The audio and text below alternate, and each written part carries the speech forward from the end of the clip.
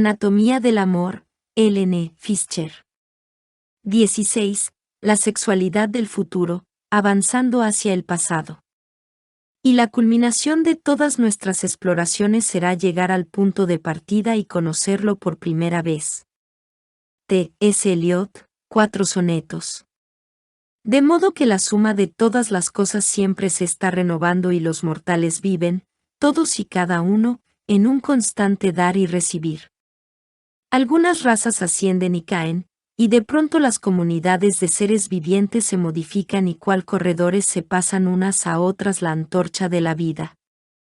Lucrecio, el poeta romano, se refirió de este modo a la cualidad inquebrantable de la naturaleza humana, aquellas disposiciones que emergieron con nuestro nacimiento y que actualmente podemos observar en todos los hombres y mujeres del mundo. Entre ellas figura nuestra estrategia humana de reproducción, la forma en que nos apareamos y reproducimos. Día tras década tras siglo nuestros antepasados se enamoraron, formaron pareja, fueron infieles, se abandonaron uno a otro y formaron una pareja nueva, luego sentaron cabeza al volverse mayores o tener más hijos, seleccionándose para este mapa de la vida romántica humana. No todos se adaptaron a semejante esquema sexual multipartito. Los individuos difirieron en el pasado tal como lo hacen hoy, y como lo harán dentro de otros 2000 años. Pero los patrones naturales mencionados prevalecen en todo el mundo. A pesar de sus vaivenes, la cultura no borrará este esquema. Sin embargo, la cultura puede cambiar la incidencia del adulterio y el divorcio, el número de personas que interpretan este antiguo guión. La vida rural, por ejemplo, introdujo en nuestras flexibles tribus la monogamia permanente. ¿Continuarán aumentando los índices de divorcio en los Estados Unidos? ¿Sobrevivirá la institución del matrimonio? ¿Qué tipos de familias veremos en el futuro? ¿Hacia qué nos dirigimos actualmente? Como se sabe, todo tipo de factores sociológicos, psicológicos y demográficos contribuyen a alimentar los índices de divorcio. La vida nómada es uno de ellos. La inmensa mayoría de nosotros hemos abandonado el hogar de nuestros padres, que viven en otras ciudades, a menudo con nuevas parejas. De modo que la amplia red de apoyo familiar y comunitario que las parejas necesitan cuando llegan los momentos difíciles se ha desvanecido, lo cual incrementa las posibilidades de divorcio. Los que eligen cónyuges con hábitos diferentes, valores diferentes, intereses diferentes y diferentes actividades recreativas son más propensos a divorciarse. La vida urbana y secular está asociada a la disolución matrimonial. El énfasis contemporáneo en el individualismo y en la satisfacción personal también contribuyó a que la incidencia del divorcio aumentara. Pero de todos los factores que promueven la inestabilidad matrimonial, quizá el más poderoso hoy en día en los Estados Unidos puede sintetizarse en 3 palabras: mujeres que trabajan. Las tasas de divorcio son altas en las parejas donde los ingresos del hombre son marcadamente inferiores a los de la mujer. En las clases socioeconómicamente más altas los hombres tienen parejas más estables porque suelen tener más dinero que sus esposas. Y en general las mujeres con una sólida formación académica y un trabajo bien pagado se divorcian con mayor facilidad. El dinero significa libertad. Las mujeres que trabajan disponen de mayor cantidad de dinero que las que se dedican a cuidar la casa. Y los demógrafos con frecuencia mencionan esta correlación entre las mujeres que trabajan y las elevadas tasas de divorcio. Ello no quiere decir que las mujeres que trabajan son responsables de los altos índices de divorcio en los Estados Unidos. A pesar de que actualmente el 60% de los juicios de divorcio los inician las mujeres, los demógrafos nunca sabrán con certeza quién abandona a quién. Pero en los casos en que la mujer está en condiciones de traer al hogar productos, objetos suntuarios o dinero en efectivo, las parejas que comienzan a tener dificultades pueden romper el vínculo. Y de hecho lo hacen. El camino al divorcio moderno. La revolución industrial inició la tendencia a que más mujeres trabajen fuera de casa. Rastrear este solo fenómeno en los Estados Unidos explica muchas cosas sobre el ritmo de vida de la familia actual. Tan pronto como las cabañas de los colonizadores europeos comenzaron a salpicar el paisaje de la costa atlántica, las mujeres norteamericanas comenzaron a ganar dinero fuera del hogar, vendiendo el jabón sobrante, frascos de frambuesas en conserva, velas perfumadas y pasteles caseros. Algunas solteronas abrieron comercios para la venta de libros y ropa importada. Algunas viudas se convirtieron en posaderas o se dedicaron a la venta de tierras. Pero la mayoría de las mujeres eran amas de casa. Sin embargo, en 1815 las hilanderías habían comenzado a aparecer detrás de los jardines de cerezos y los gallineros, y algunas mujeres jóvenes comenzaron a salir del hogar para trabajar en las fábricas. Buscaban un ingreso estable y menos horas de trabajo, tiempo y dinero para gastar hojeando los catálogos de ropa de las grandes tiendas. Aún las mujeres casadas empezaron a realizar algunas tareas en el hogar a fin de hacerse con algún dinero adicional. Los Estados Unidos se volvían un país industrializado. Hacia mediados del siglo XIX el índice de divorcios empezó a subir. A partir de entonces las tasas de divorcio continuaron aumentando por rachas. A mediados del siglo pasado la mano de obra barata, los hombres inmigrantes, arrebató a las mujeres sus trabajos.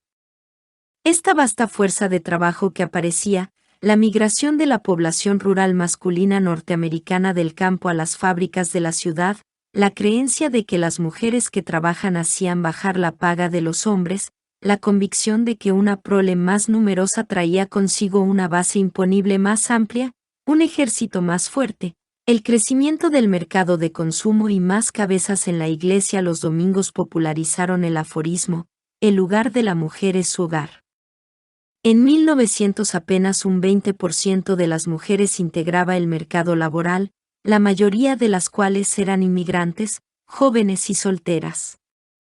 No obstante, había más mujeres casadas que trabajan que en las décadas anteriores, y los índices de divorcio aumentaron un poco más.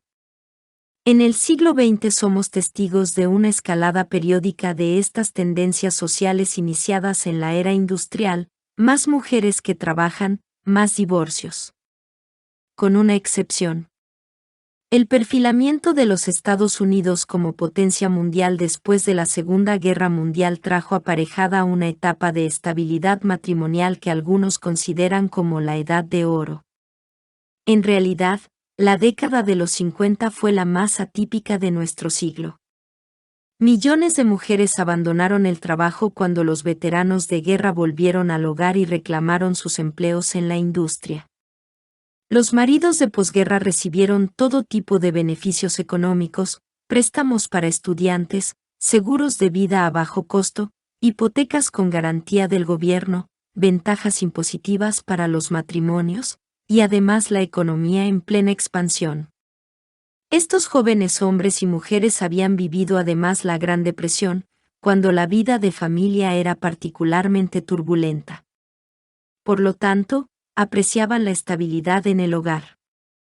De modo que en los años 50 los norteamericanos se quedaron tranquilos.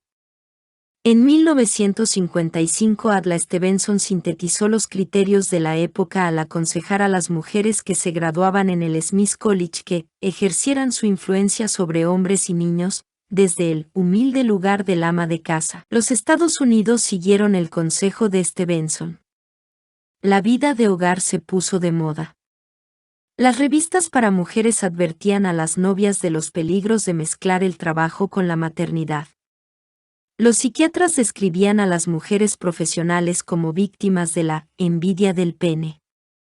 Y los críticos sociales proclamaban que la maternidad y las tareas domésticas eran las funciones naturales de la mujer.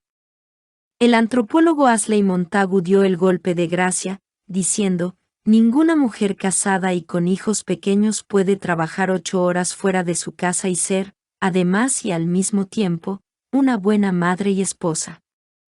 No resulta nada sorprendente que hombres y mujeres se casarán más jóvenes en la década de los 50 que en cualquier otra década del siglo XX. La edad promedio de las mujeres era 22 y 22,6 la de los hombres.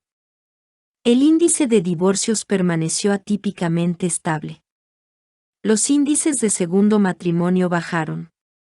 Y las tasas de nacimiento alcanzaron el punto más alto del siglo XX, el baby boom. En 1957 la enorme cantidad de nacimientos alcanzó su punto más alto, los barrios residenciales en expansión se convirtieron en una gran cuna. Bate las palmas hasta que papaíto llegue a casa porque papaíto tiene dinero y mamaíta no. Esta canción infantil pasó de moda a comienzos de los años 60, cuando las tendencias históricas desencadenadas por la revolución industrial se renovaron. Más mujeres trabajando fuera del hogar, más divorcios. El difundido uso de nuevos métodos anticonceptivos como la píldora, así como otros factores, pueden haber incidido también en el fenómeno.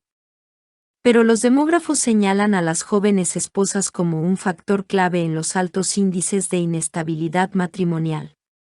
Sin embargo, muchas mujeres no pretendían convertirse en profesionales. Buscaban trabajos administrativos, empleos que les permitieran complementar el presupuesto familiar o comprar un lavavajillas, una lavadora, un automóvil o un televisor. Su objetivo, la buena vida. Y los empresarios norteamericanos les abrieron los brazos. Aquí tenían a estas mujeres que hablaban inglés, que sabían leer y escribir, que estaban dispuestas a aceptar empleos de media jornada, o a realizar tareas espantosamente aburridas y sin ninguna perspectiva de progreso. Como decía el antropólogo Marvin Harris refiriéndose a la situación de la época, cuando la generación de peones inmigrantes comenzó a desaparecer del escenario laboral, el ama de casa norteamericana salió de su estado de latencia y se convirtió en la bella durmiente del empresario, en cuanto a servicios e información. Ya sabemos lo que ocurrió después. El movimiento feminista entró en erupción. Y lo que es aún más importante para nuestro análisis, los Estados Unidos retomaron su rumbo moderno. Entre 1960 y 1983 se duplicó el número de mujeres que trabajaban fuera de casa. Entre 1966 y 1976 el índice de divorcios también se duplicó. Y en 1981 la tasa de segundos matrimonios alcanzó los altos índices actuales. Después de regir durante muchos siglos la monogamia permanente, establecida por nuestros antepasados rurales, resurgía el primitivo patrón humano de casamiento, divorcio y segundo casamiento. ¿Dejará de crecer alguna vez la espiral de los índices de divorcio? El demógrafo Richard Sterling piensa que en la actualidad los índices están estabilizados, si bien sus críticos no concuerdan con él. Sterling predice que, en la década de los 90, los Estados Unidos volverá atrás, a una época semejante a la década de los 50, caracterizada por el matrimonio precoz, más hijos y menos divorcios. Sterling señala que tras el fenómeno del auge de los nacimientos hubo una generación opuesta, es decir, hacia fines de la década de los 60 y comienzos de la de los 70 se produjo un descenso en las tasas de nacimiento. Y piensa que, como hay menos gente en esta generación disminuida, en la década de los 90 los hombres jóvenes irán a las mejores universidades, obtendrán mejores empleos y ascenderán más deprisa por los escalafones de las empresas. Como dichos jóvenes dispondrán de buenos ingresos, podrán permitirse matrimonios precoces y más hijos. Y como tendrán seguridad económica y familias más numerosas, se divorciarán con más dificultad. Por lo tanto, Sterling cree que las tendencias de los años 50 se repetirán. Ya veremos. Tras un alza en la tasa de divorcios en 1979 y 1981, los índices, en efecto, disminuyeron un poco, y han permanecido casi estables desde 1986. De modo que la predicción de Sterling tal vez se cumpla. pero él basó su estimación en la escasez de hombres jóvenes. Yo agregaría que una característica intrínseca de la naturaleza humana, conjuntamente con un factor fortuito en la demografía norteamericana contemporánea, contribuirá también a la estabilidad matrimonial. El riesgo de divorcio para hombres y mujeres es mayor alrededor de los 20 años de edad.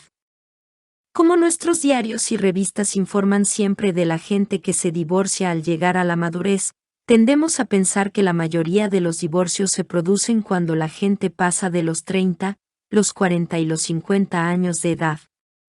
No es así.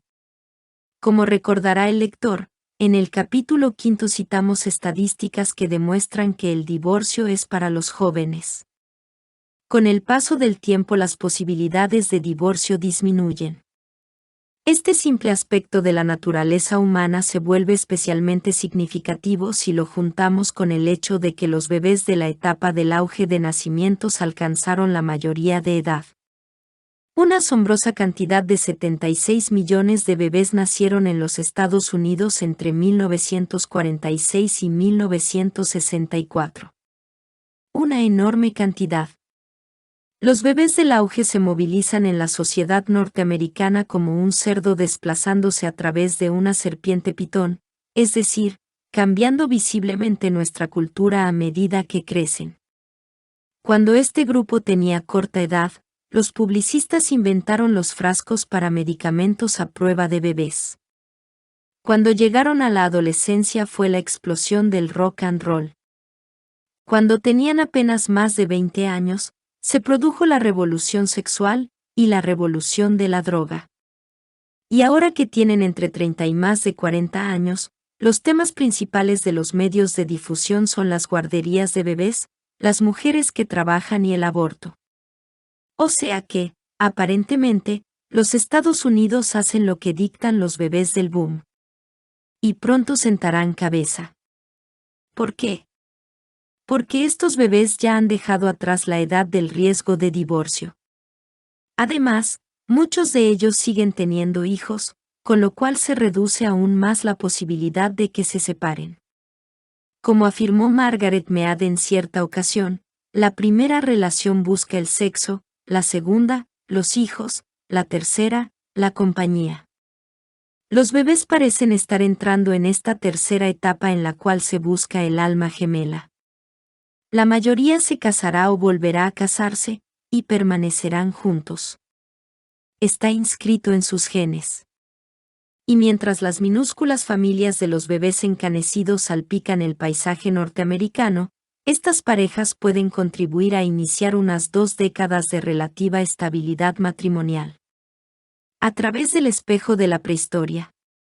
Si puedes contemplar las semillas del tiempo y predecir cuáles granos germinarán y cuáles no, entonces hablaremos, escribió Shakespeare.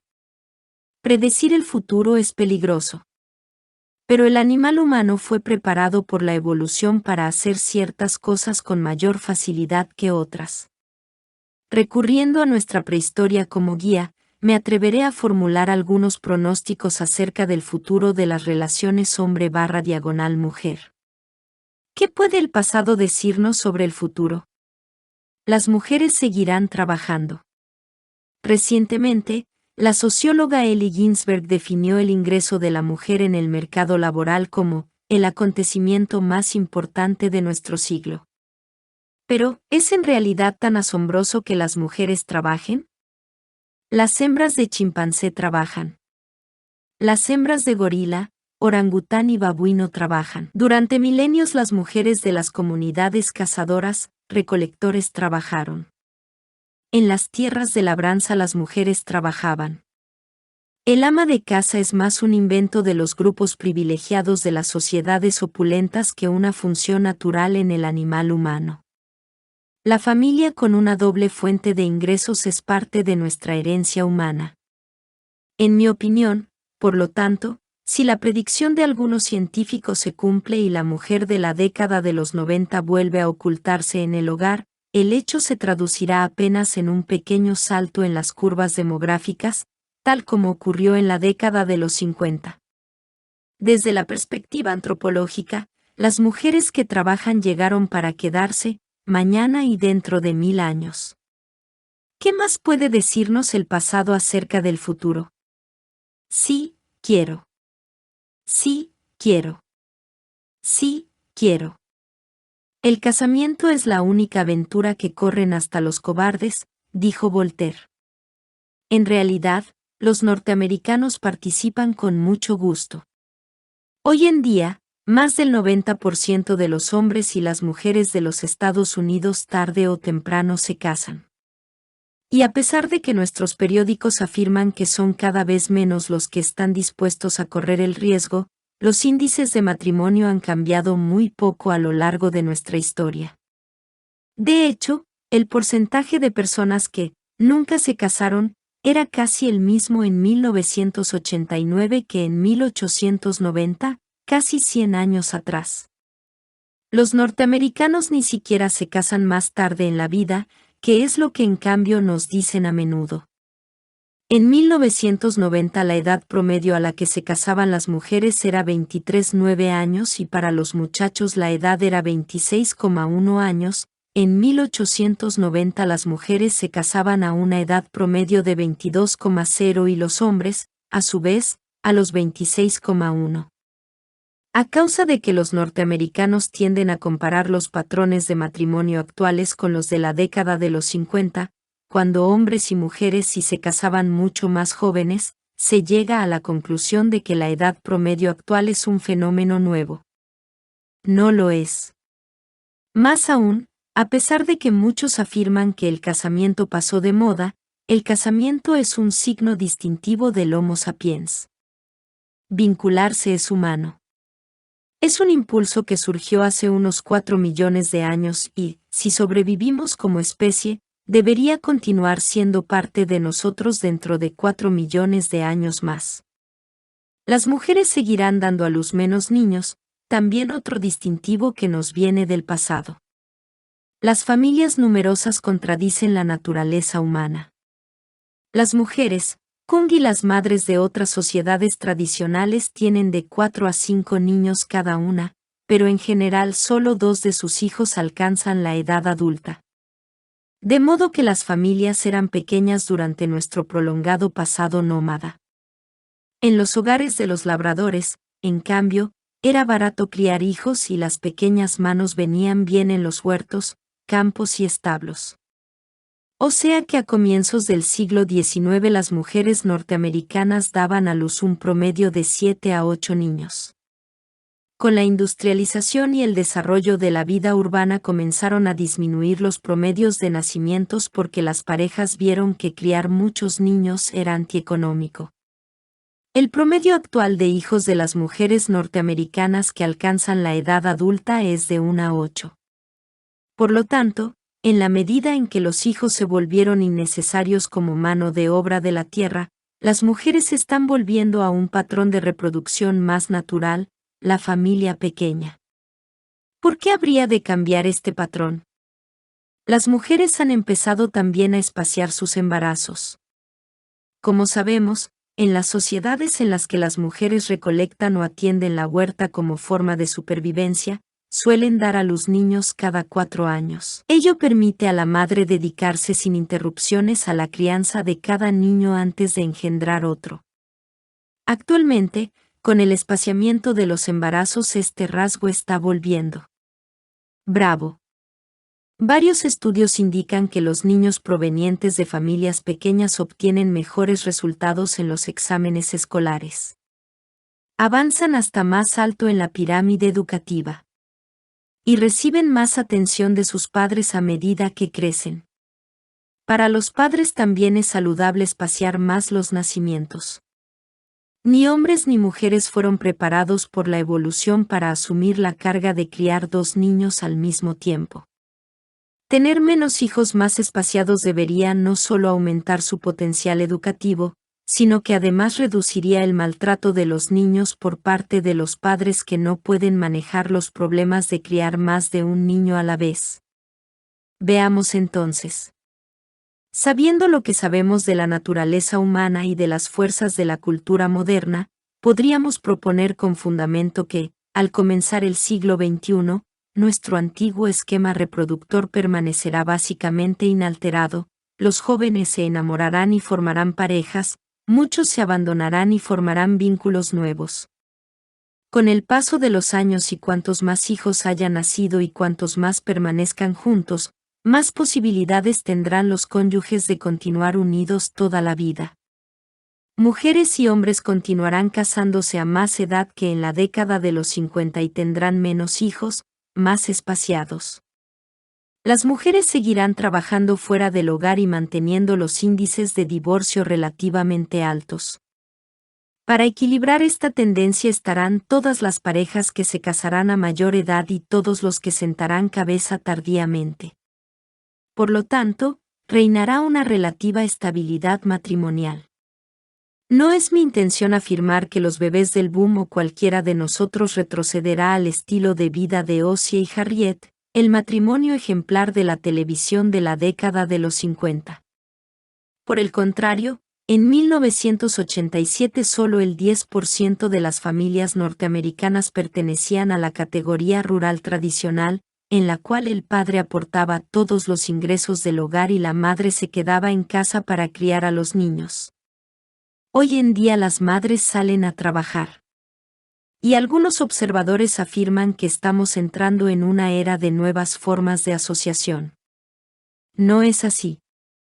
Tomemos la hipergamia, por ejemplo. La costumbre de casarse bien está desapareciendo rápidamente.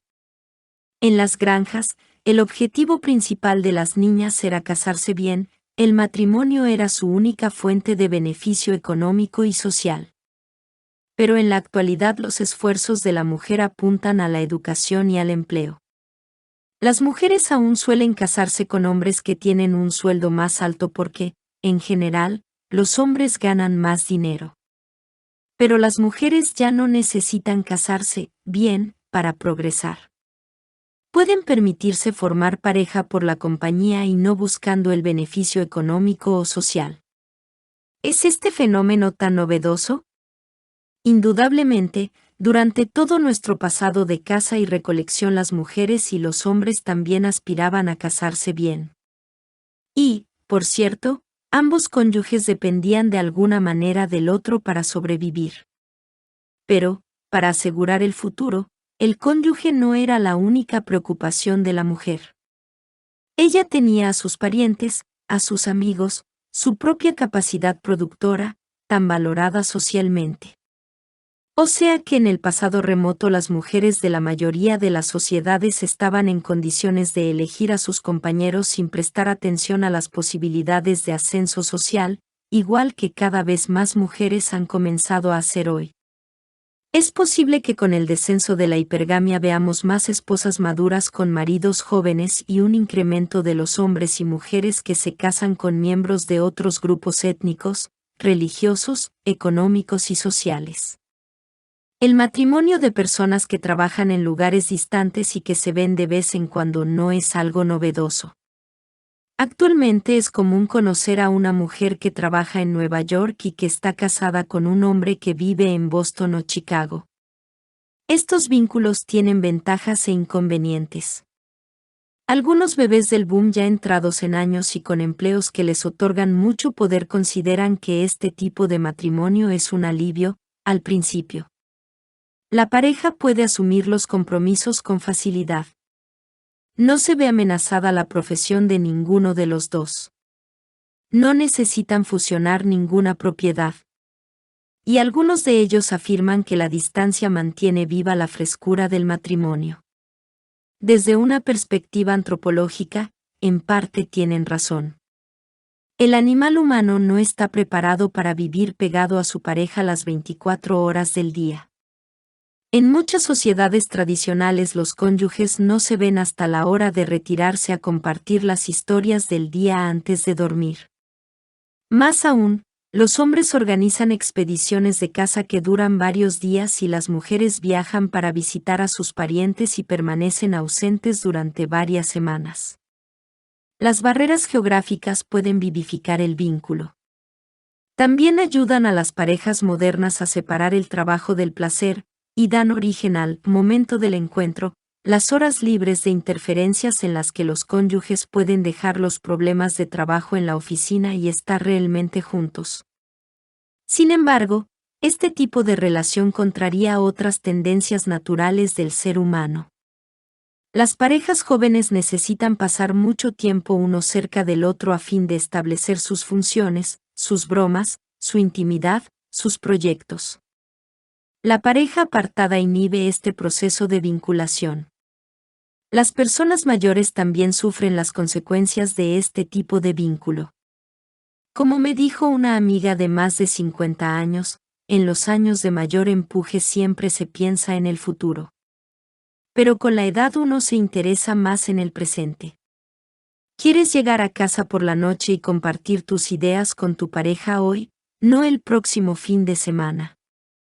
Otro problema de las parejas que se hallan en lugares distantes es que facilitan la infidelidad. El animal humano tiene una predisposición a ser infiel que la pareja a distancia promueve. En la década del auge del jazz, la de los años 20, los teóricos sociales de avanzada proponían a hombres y mujeres que formaran parejas con régimen de visita, es decir, los matrimonios debían mantener hogares separados y visitarse solo tras previo acuerdo. Algunos lo hicieron. O sea que las parejas a distancia no son una novedad. Tenían adeptos en la década de los 20 y probablemente prevalecían 1.000.000 de años atrás. Vivir en pecado. En su famoso artículo del Red Book de julio de 1966, Margaret Mead propuso que los norteamericanos crearan otro esquema matrimonial aparentemente no convencional, el matrimonio, en 2 etapas. Mead afirmó que la pareja joven sin planes inmediatos de reproducción debería casarse primero, individualmente, un vínculo legal que excluyera la concepción de niños, que no implicara un compromiso de por vida y que no tuviera consecuencias económicas en caso de que la pareja decidiera separarse. Mead recomendaba además que cuando esta pareja decidiera reproducirse entraran en un casamiento de padres, un vínculo legal que confirmara el compromiso a largo plazo y previera formalmente las necesidades de los hijos en caso de divorcio. En la década de los 60 la propuesta de Mead se consideró de vanguardia. Pero en los años 70 se popularizó enormemente una versión adaptada de la primera parte del casamiento en 2 etapas. Las parejas se iban a vivir juntos. Las cifras se triplicaron entre 1970 y 1981. Lo que empezó siendo escandaloso se convirtió en rutina. Resulta interesante que el 60% de dichas relaciones con el tiempo terminó en el altar. Sin embargo, es difícil apreciar el efecto de los matrimonios a prueba en los índices de divorcio porque la información disponible es contradictoria. Según algunos estudios, estas parejas de convivencia están asociadas a índices de divorcio más altos, pero otros estudios afirman exactamente lo contrario. Es perfectamente posible que la convivencia previa al casamiento no sea un factor que incida de manera importante en el divorcio. Los sociólogos saben poco acerca de estas parejas de convivencia salvo que no hay signos de que vayan a desaparecer. No me sorprende. La convivencia de prueba es tan antigua como la humanidad misma. No obstante, hay un ingrediente esencial del plan de matrimonio de Mead que ha sido descuidado. Las parejas de norteamericanos que entran en la segunda etapa por lo general no prevén nada respecto a lo que ocurrirá con sus hijos en caso de divorcio. No nos gustan las negociaciones prenupciales. Y aquí contradecimos nuestra prehistoria. Mucho antes del día del casamiento, los cónyuges de muchas sociedades tradicionales saben exactamente qué derechos tienen sobre la casa, la tierra y los hijos. Cuando una criatura navajo nace y se incorpora al clan de su madre, todo el mundo sabe quién será el dueño del niño si los padres se separan. La tierra y el patrimonio tampoco son negociables. Las mujeres navajos son las dueñas de su propio patrimonio, y los hombres del suyo. Como resultado de esto, a pesar de lo traumático del divorcio, no surgen discusiones acerca de a quién le pertenece cada cosa. Entre la mayoría de los norteamericanos la situación es diferente. En el momento de la boda, por regla general mezclamos nuestros bienes. Y estamos tan entregados a las emociones románticas que nos negamos a prever la separación o a llegar a los más elementales acuerdos sobre el futuro de nuestros hijos en caso de que el matrimonio fracase. Este cóctel de sentimentalismo y falta de sentido práctico se vuelve volcánico cuando llega el momento del divorcio. Los individuos involucrados en un juicio de divorcio en los Estados Unidos forman legión: jueces, alguaciles, abogados, detectives, mediadores, tasadores de propiedad, corredores de fincas, hasta artistas que eliminan rostros de los álbumes de fotos de la familia. La infatigable industria del divorcio, que abarca desde diseñadores de tarjetas de saludo hasta expertos en impuestos, es un negocio floreciente en nuestro país. El antropólogo Paul Buchanan piensa que deberíamos convertir este inmenso sector empresarial en una industria de la familia unida. Mead tal vez agregaría a esto un convenio prenupcial frente al altar. La industria de las segundas nupcias también es todo un éxito. En los Estados Unidos, las asociaciones a favor de una vida saludable, los clubes atléticos, las agencias de turismo, los bares para solteros, los grupos de apoyo, los servicios de citas y los perfiles personales por aviso clasificado están todos relacionados con nuestra búsqueda de él o ella. A pesar de una cierta estabilización del matrimonio en lo que va de la década de los 90, es probable que aproximadamente un 50% de las parejas de norteamericanos que se casan busquen luego el divorcio. De modo que las industrias del divorcio y del segundo matrimonio deberían continuar siendo un éxito. Es incluso posible que vuelva a ponerse de moda el viejo oficio del casamentero. Prisioneros presente del tiempo. Así pues, hoy en día las mujeres trabajan. Dan a luz menos niños y en forma más espaciada. Las mujeres ya no consideran el casamiento como una profesión. Algunas hacen parejas de prueba. Algunos cónyuges viajan constantemente entre dos hogares. Todos estos patrones de conducta tienen antecedentes en las etapas tempranas de la evolución humana. Pero, ¿qué pasa con las familias con un solo progenitor y con las familias mezcladas? ¿Son realmente un fenómeno nuevo, o somos una vez más prisioneros de la tendencia a conjugar en tiempo presente? En 1987 alrededor de un 20% de las familias norteamericanas estaba a cargo de un único progenitor, en aproximadamente el 90% de los casos era la madre y en el 10%, el padre. La cantidad de estos hogares manejados por progenitores únicos se duplicó desde comienzos de la década de los 70 hasta la fecha, no solamente a causa de los altísimos índices de divorcio, sino también porque más mujeres tienen hijos sin casarse. Una de cada 4 criaturas pasa algún tiempo en un hogar con solo el padre o la madre. ¿Es esto atípico?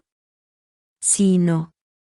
Menos de un siglo atrás se acostumbraba que las madres solteras entregaran sus hijos a orfelinatos o al cuidado de parientes. En 1940, hace apenas medio siglo, 1 de cada 10 niños norteamericanos no vivía con ninguno de sus padres. Actualmente solo 1 de cada 37 niños es criado en un hogar adoptivo. Más vale un progenitor que ninguno. Por otra parte, muchas familias a cargo del padre o de la madre no son permanentes. La inmensa mayoría de los padres divorciados vuelven a casarse, aproximadamente la mitad lo hace dentro de los 3 años posteriores al divorcio. O sea que el promedio de tiempo que los hijos de una pareja divorciada pasan en un hogar con solo el padre o la madre es de unos 4 años. Por lo tanto, dichos hogares son en general soluciones provisorias. Además, la paternidad o la maternidad individual no es ninguna novedad.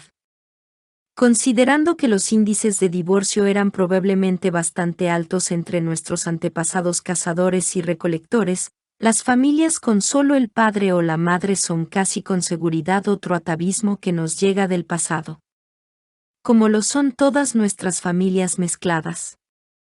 Más de 1 de cada 6 niños norteamericanos vive en familia con un padrastro, muchos conviven además con medio hermanas y medio hermanos. Y aquí la historia nos habla en voz clara y fuerte.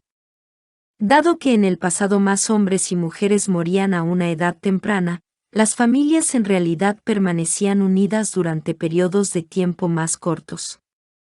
Por lo tanto, el segundo matrimonio, las familias mezcladas, y los padrastros eran fenómenos bastante comunes 100 años atrás. ¿Es la familia una especie en extinción? En absoluto. Los segundos vínculos, los entretejidos de los lazos matrimoniales, no eran nuevos en el siglo XIX. Tampoco lo eran entre los antepasados nuestros que por primera vez encendieron antorchas en las cavernas de África hace más de 1 millón de años. El divorcio, las familias con solo el padre o la madre, el nuevo matrimonio, los padrastros, las familias mezcladas son todos tan antiguos como el animal humano, creaciones de una distante edad prehistórica. Como lo resume Paul Buchanan, la familia es la más adaptable de las instituciones humanas y cambia con cada demanda social.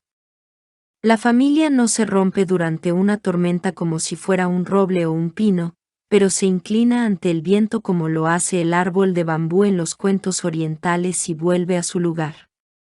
Nueva parentela. ¿Qué fenómeno es entonces auténticamente nuevo? Desde la perspectiva antropológica, el único fenómeno de la vida de familia evidentemente novedoso es el elevado número de personas solteras o divorciadas y de viudas y viudos que viven solos. Sopa para uno, podría ser el lema del día. En realidad, el número de norteamericanos adultos y solteros no ha cambiado en los últimos 100 años. En nuestros días, alrededor del 41% de los norteamericanos mayores de 15 años permanecen solteros. En 1900, el promedio de personas mayores de 15 años que permanecían solteros era del 46%. Pero en nuestro pasado como país y en todas las sociedades tradicionales, los padres únicos, los jóvenes solteros y las viudas y viudos que no volvían a casarse vivían con parientes, no vivían solos. Sin embargo, en 1990, casi 23 millones de norteamericanos vivían solos. Un dato interesante, el tiempo promedio durante el cual hombres y mujeres viven solos es de 4 a 8 años. Esto no tiene antecedentes. Más aún, dicho hábito contemporáneo está generando un fenómeno que podría considerarse como una forma de vida de familia realmente moderna, la asociación. Los antropólogos afirman que las asociaciones se componen de amigos no emparentados. Los miembros conversan entre sí con frecuencia, y comparten sus logros y sus problemas. Se reúnen para celebrar acontecimientos menores, como por ejemplo los cumpleaños o el Día del Trabajo, y se prestan ayuda unos a otros cuando están enfermos.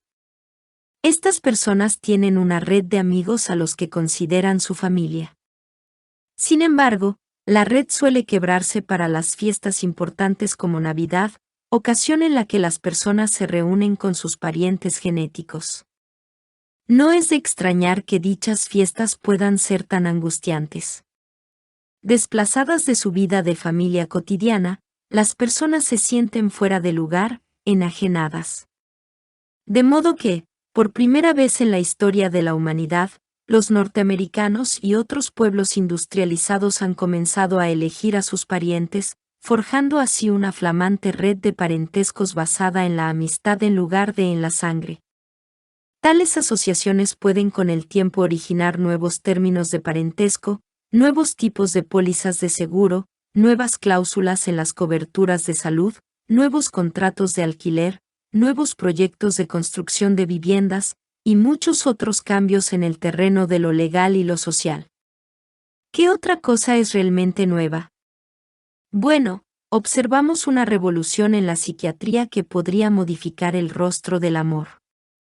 El cerebro ha sido un misterio durante siglos, los científicos aún se refieren a él como la caja negra.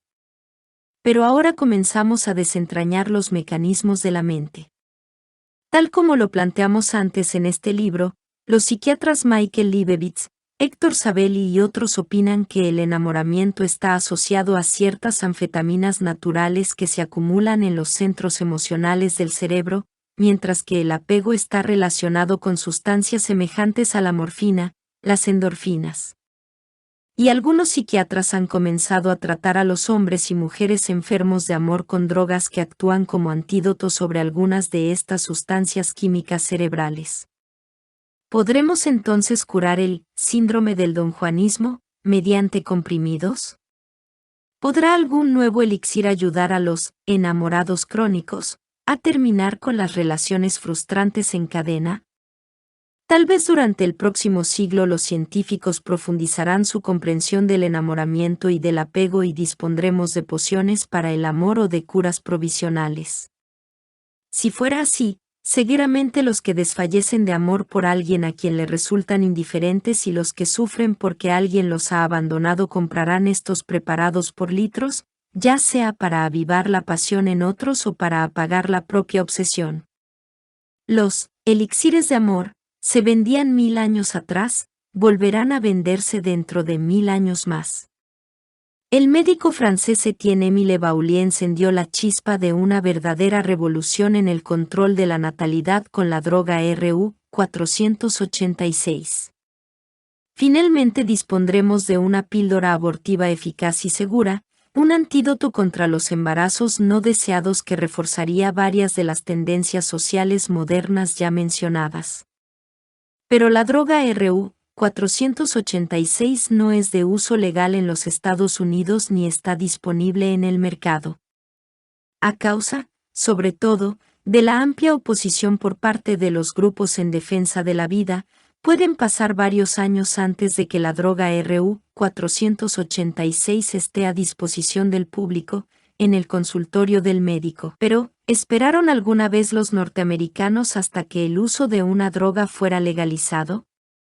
Si la RU 486 no se legaliza, casi con seguridad para el año 2000 aparecerá un mercado negro de alguna versión de la droga. De ser así, los adolescentes la comprarán como si fuera su tabla de salvación. Nuestros años de juventud fueron traicionados por la evolución. En los tiempos prehistóricos la pubertad se producía en las niñas entre los 16 y los 17 años de edad, y le seguía una etapa de ovulaciones irregulares que duraba no menos de 2 años y que es conocida como la subfertilidad adolescente. O sea que durante nuestro prolongado pasado de cazadores y recolectores, los adolescentes podían copular durante varios años sin los riesgos ni los costos de los embarazos. Sin embargo, en la actualidad nuestra dieta rica en grasas y nuestro estilo sedentario de vida elevaron el peso corporal y provocaron en nuestros cuerpos una pubertad temprana. Por lo tanto, en Occidente la edad promedio para la menarquía es hoy en día alrededor de los 13 años de edad, mientras que en 1900 era los 16. No es extraño que nuestras jóvenes queden embarazadas mucho antes de lo que deberían. Están diseñadas por la naturaleza para experimentar con la sexualidad y el amor, y sin embargo sus mecanismos naturales de control de la natalidad han desaparecido. No obstante, si surge un mercado negro para la comercialización de la RU 486, las adolescentes norteamericanas podrán arriesgarse a solucionar el problema de los embarazos, sin ayuda y por sí mismas, al margen de lo que establezcan nuestras leyes sobre el aborto. Y esta opción reproductora probablemente estimulará la tendencia a que más mujeres salgan a trabajar, a que tengan menos hijos, a que haya más divorcios y más nuevos casamientos. Surgimiento de nuevos empresarios. Los Estados Unidos están en el punto de convergencia de varias tendencias comerciales que deberían afectar a mujeres y hombres, así como al amor. En primer lugar, muchos de aquellos bebés del auge se están iniciando como empresarios. Estos hombres y mujeres se integraron a la mano de obra activa cuando tenían alrededor de 20 años y en la actualidad muchos se sienten empantanados en puestos directivos medios. Tienen la formación, la experiencia, los contactos y el deseo de romper los moldes convencionales. El espíritu empresarial norteamericano querría verlos abrirse paso. Las empresas sufren las consecuencias de un engrosamiento de sus niveles directivos medios. 3 millones de ejecutivos norteamericanos perdieron sus empleos en la década de los 80, y es probable que continúe la reducción de escala de las empresas. Y mientras las empresas expulsan a los bebés del boom, las industrias de servicios los absorben. La franja de nuestros ciudadanos de más edad, las mujeres que trabajan, todos los solitarios y hasta las grandes empresas compran una enorme variedad de servicios. No solo de personal doméstico y comidas para llevar, sino también de masajistas, decoradores y demás. Algunos profesionales muy ocupados contratan incluso a especialistas para que les limpien y organicen los armarios. O sea que, según el futurólogo Marvin Cetron, para fines de siglo la mayoría de nuestras medianas empresas habrán desaparecido, pero miles de pequeñas compañías habrán florecido a los pies de los gigantes. El desarrollo de todas estas pequeñas empresas se verá facilitado por una cantidad de innovaciones tecnológicas, como por ejemplo los ordenadores personales y las máquinas de fax. El timing es perfecto, la cabaña electrónica, pronosticada por Alvin Toffler, está alcanzando la mayoría de edad. La globalización es otra gran tendencia de cambio en el mundo de los negocios. Las compañías abren sucursales en todo el mundo. Estas empresas requieren agentes culturales, individuos capaces de actuar con eficacia en diferentes sociedades, con actitudes diferentes y en diferentes idiomas. ¿Qué influencia tendrán sobre el idilio estas tendencias? La aparición de los nuevos empresarios y la globalización. Favorecen a las mujeres.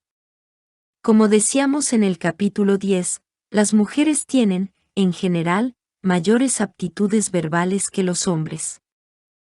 También son mejores que ellos en captar los signos más adecuados y eficaces de la comunicación no verbal. Y son extraordinarias en el establecimiento de redes de contactos. Antes de la aparición de los ordenadores personales, antes de que se comenzara a tejer con agujas, antes incluso del arco y la flecha, las mujeres ya habían desarrollado otra herramienta de trabajo, el arbitraje. ¿Recuerda el lector a Gran Mamá, la reina de la colonia de chimpancés del zoológico de Arnhem? Gran Mamá era el árbitro del grupo. Constantemente tenía que estar interrumpiendo peleas y aplacando los ánimos tras las discusiones políticas incesantes que complicaban la vida de la comunidad chimpancé. Durante milenios las mujeres ancestrales deben de haber cumplido una función semejante, manipulando a sus iguales con ingenio y palabras en lugar de con los puños. La negociación es un talento femenino. Un último aspecto favorable de la situación en que estará la mujer en el siglo XXI será su edad. En las sociedades tradicionales las mujeres se vuelven más seguras y aplomadas a medida que envejecen. En general también adquieren más poder en el terreno político, el religioso y el de la vida social. Sin duda ello se debe a que están menos atadas a las tareas derivadas de la crianza de los hijos. Pero como ya he mencionado, la biología puede estar desempeñando un papel importante en este fenómeno. Con la menopausia, los niveles de estrógeno declinan y la dosis de testosterona del cuerpo son desenmascaradas. La testosterona suele estar presente en asociación con la autoridad y la jerarquía. En cierta ocasión Margaret Mead afirmó, no hay poder más grande en el mundo que el tesón de una mujer posmenopáusica. Mediante palabras e inducciones no verbales, a través de sus redes de contactos y su talento negociador, así como con la testosterona liberada, es muy posible que las mujeres se perfilen de una forma mucho más visible en el mundo moderno de los negocios nacionales e internacionales. Y casi con certeza las poderosas mujeres de negocios cumplirán con las tendencias iniciadas por la revolución industrial: matrimonios más tardíos, menos hijos, más divorcios y más nuevos matrimonios. Nuestros problemas con el sexo en las oficinas probablemente se agudizarán, ya que en este terreno estamos nuevamente en conflicto con nuestra prehistoria. Durante milenios hombre y mujeres realizaron tareas diferenciadas. A consecuencia de ello, a veces resulta incómodo para hombres y mujeres trabajar en situaciones de gran proximidad, tendemos a flirtear. No es de extrañar que los lugares de trabajo hayan funcionado desde tiempo atrás como pantanos de acoso sexual.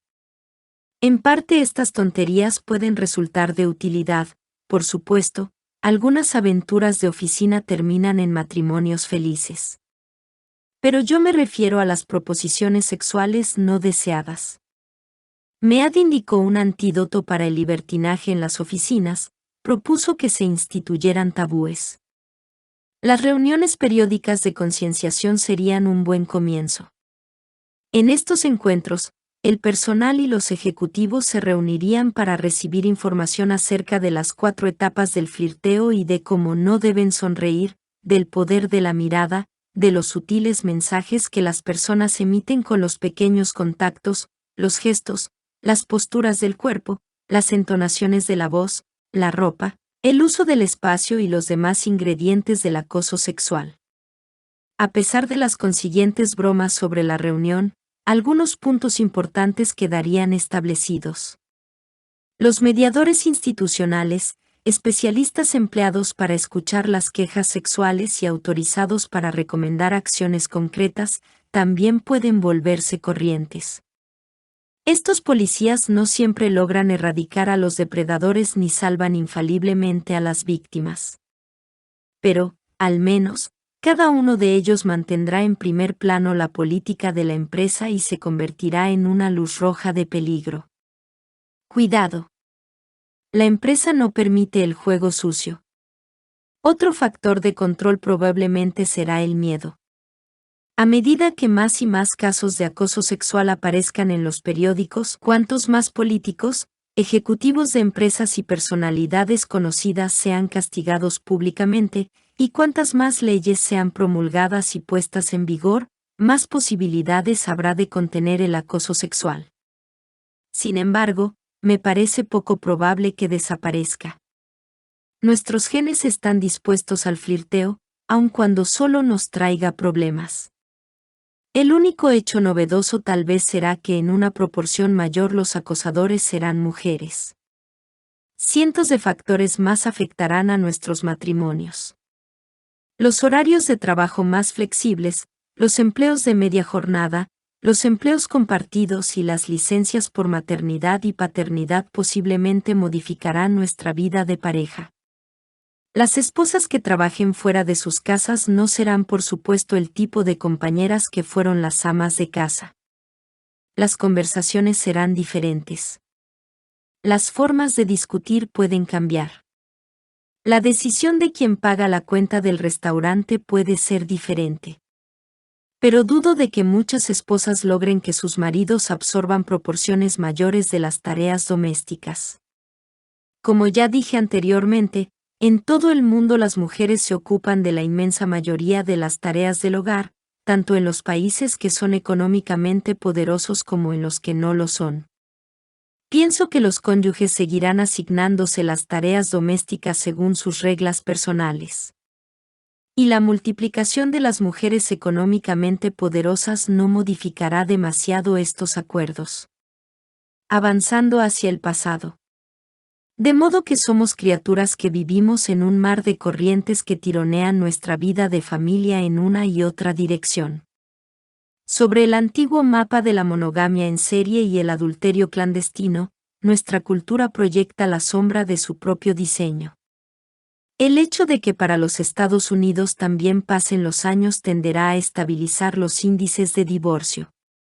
Que nos casemos hoy a mayor edad que en la década de los 50 es otro hecho que colabora para estabilizar las tasas de divorcio.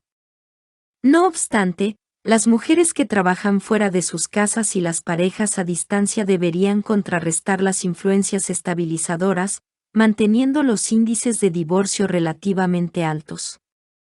Y otros fenómenos como los matrimonios de prueba, las madres solteras, las familias más pequeñas y las familias mezcladas deberían volverse corrientes en las décadas venideras.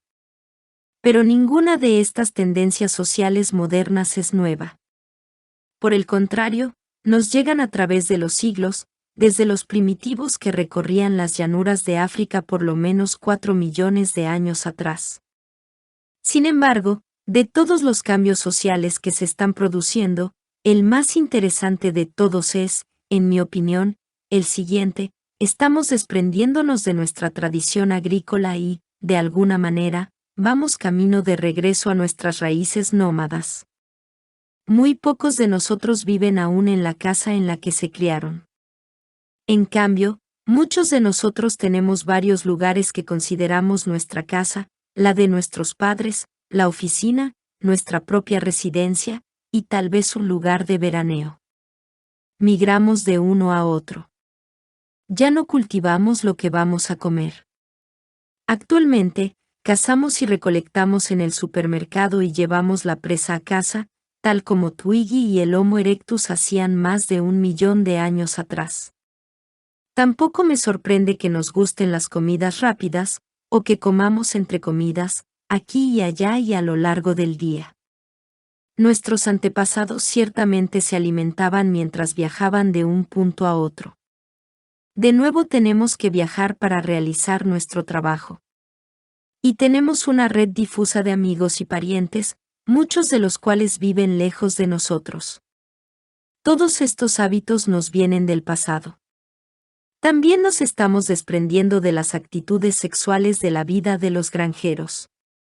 En la Europa preindustrial, un casamiento casi siempre marcaba la integración de propiedades y la alianza de dos familias, de modo que los matrimonios debían ser estables y permanentes. Esta necesidad ya no existe. La tarea de la mujer era llevar en su cuerpo la semilla del marido y criarle los hijos, por lo tanto, nuestros antepasados agrícolas exigían que la mujer llegara virgen al matrimonio. Dicha costumbre ya no existe. La mayoría de nuestros antepasados rurales negociaban sus matrimonios. Este hábito prácticamente ha desaparecido. Prohibían el divorcio. Ya no es así. Respecto al adulterio, la prohibición regía solo para la mujer. Esto ha cambiado. Y honraban dos lemas matrimoniales sagrados. Honrarás a tu esposo, y, hasta que la muerte nos separe. Esto también tiende a desvanecerse. Durante los últimos miles de años la mayoría de las mujeres rurales tenían fundamentalmente tres opciones: convertirse en esposas ignorantes y sometidas, ser monjas de clausura o ser cortesanas, prostitutas o concubinas. Los hombres, en cambio, eran los únicos depositarios de la responsabilidad de proveer a las necesidades materiales de la familia y al progreso de los hijos. Actualmente, numerosísimas mujeres trabajan fuera de sus hogares. Las familias suelen disponer de una doble fuente de ingresos. Somos más nómadas y existe mayor igualdad entre los sexos.